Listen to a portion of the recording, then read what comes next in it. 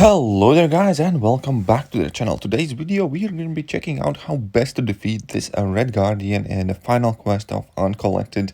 And first and foremost, the two actual external nodes that you do need to worry about on him is Mighty Charge, because Mighty Charge is always somewhat annoying and needs you to learn how to play around it. And that Riot Shield, because in this case and on this node only, and that's very important to make the distinction.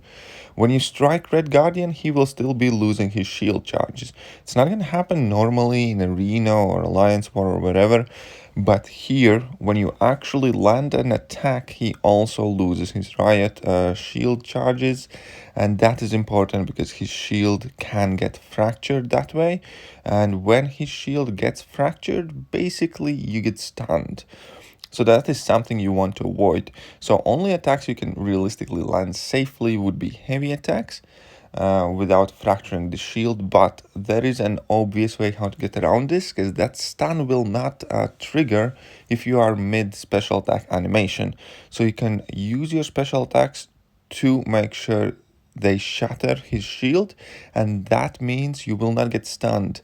So that automatically means that there are several ways we can approach this fight, and I'm gonna be going through the most kind of 3-4 common strategies I suppose you can use. Realistically, you can use any champion so long as you make sure you shatter his shield with your special attack. But then again, Mighty Charge, some other things can make it a bit tricky, and it's a good idea just to have some maybe a really solid counter for his abilities as well. So first and foremost, he's fully quakeable. That's right, I'm not going to show the entire Quake fight, but there's nothing in his animation, skill set or nodes that prevents you from using Quake. So once again, she is an absolute beauty when it comes to dealing with this guy. You can see he can get stunned. You can parry him if you choose to. You don't have to worry about the Riot Shield or getting stunned yourself. And you can just have a good time overall. But obviously I do understand that Quake is not everybody's cup of tea. That's why we will go through plenty of other options that are more or less effective against this guy. Because as mentioned, you can pretty much use any champion against this guy so long as you use special attacks to fracture his shield or shatter his shield. But yeah, that is about enough of quaking for now. And the next champion I wanted to showcase is Iceman. And Iceman is quite simply fantastic for this, because if you have your ice armor active and you would get stunned, ice armor gets removed and you're not stunned. So basically, as long as you pay attention, if your ice armor is active, you have absolutely nothing to worry about in this fight.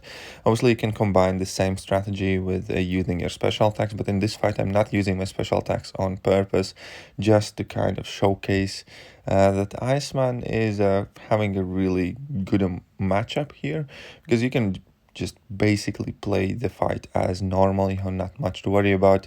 Just go in, hit him as much as you can, as often as you like, and yeah, just make sure that your ice armor is active at a time when his shield would get fractured, and then you can completely ignore that whole shield thing and mechanic.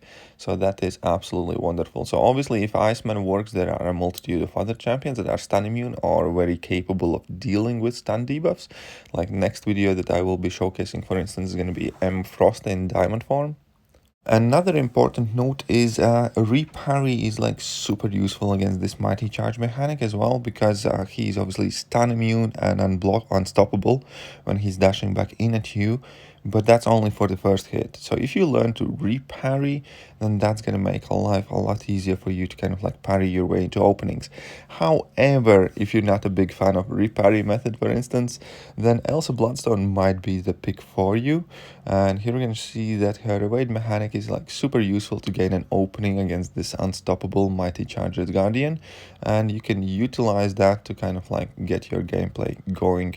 So at this point again, we're just using the fact that if you shatter his shield with a level 1, you do not get stunned, and yeah, all in all, it's kind of a very easy Happy Days matchup for Elsa, she also has class advantage. Unfortunately, he does shrug off all your debuffs, which will limit your damage output, but at the same time, you have nowhere to be probably, so you can take your time killing this guy. But yeah, Elsa is definitely a fantastic option how to deal with this guy and utilizing that quirky wage mechanic. As mentioned, here we have Emma Frost, and Emma Frost is another fantastic option. She's stun immune in her diamond form, so that means that you don't have to worry about shattering his shield so long as you are in diamond form. And additionally, you can utilize the fact that you can throw your special attacks to shatter his shield, and all in all, you're just gonna have a quite good time, I feel, with using Emma Frost, because yeah, you have a lot of these different tools that will help you in the fight and make it much kind of like simpler. Now I can drop you on level 2. Unfortunately, it didn't do too much damage. We didn't get the crit, but hey, still, Emma is doing just fine, and she's still at 100% health here. And next up is probably kind of like the most spoiled for choice or champion against Red Guardian, because it's Captain America Infinity War, and you can use him in 3 different ways. Because his block proficiency is so solid, you can just effectively choose to use heavy attacks, and in that case, you will never shatter his shield, and you don't have anything to worry about to get stunned, right? So it's very simple. He has huge block, just consistently drop your heavy attacks and you're going to be having a good time all in all. Additionally, if your captain happens to be awakened in max sig, and if you just so happen to have a skilled champion on your team, you can shrug off debuffs very easily by basically eating up 1 kinetic charge. And that means that you can, again, just like Iceman, pretty much ignore that shield shattering whole thing as long as you have a kinetic charge active, which is important to note. And last thing is, obviously, you can use your special attacks to shatter the shield and play him as any other champion you would use and just enjoy the benefits of that huge block proficiency. So here you can kind of like pick your strategy. You have like 3 different ways how can you can use the cap against Red Guardian, but he is one of the kind of like tankier and better options.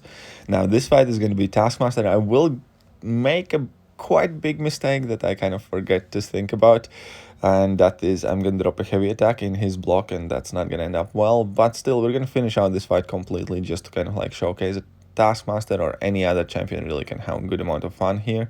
So he did get me quite hard with that heavy attack, but that will be about it. Also, the interesting thing about this fight is that eventually Taskmaster, if for instance you were to use smaller version of Taskmaster, would go fully debuff immune, because he continuously keeps spamming those debuffs as you're shattering his shield, so on and so forth.